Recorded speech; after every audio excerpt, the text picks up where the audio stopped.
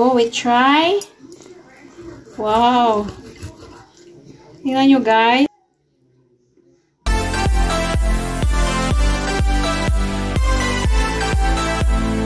Gawa ako ng stuffed mushroom. So, ang gagawin ko, dito. Ito, giniling na manok. So, ito na, guys. Mama? So, ito na, guys. Magluto na ako sa giniling na manok.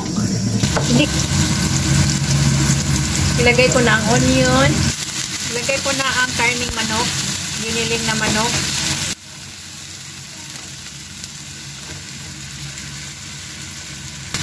Lagyan ko na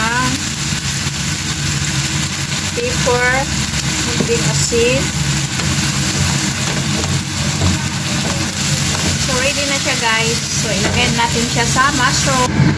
Tapos, mayroon tayong mozzarella cheese. So, lagyan natin ng mozzarella cheese ang bottom sa mushroom.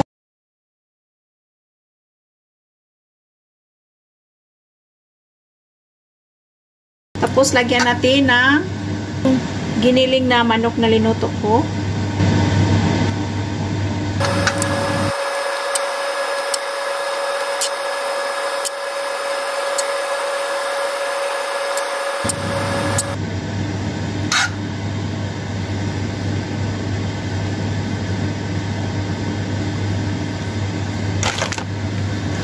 Tapos, lagyan natin ng mozzarella ulit.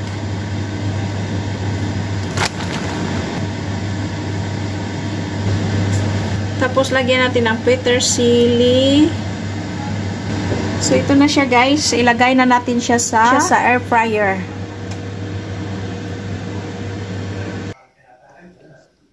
Sana kasya.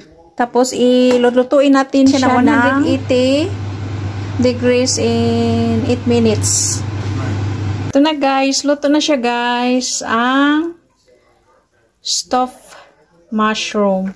So, kunin na natin.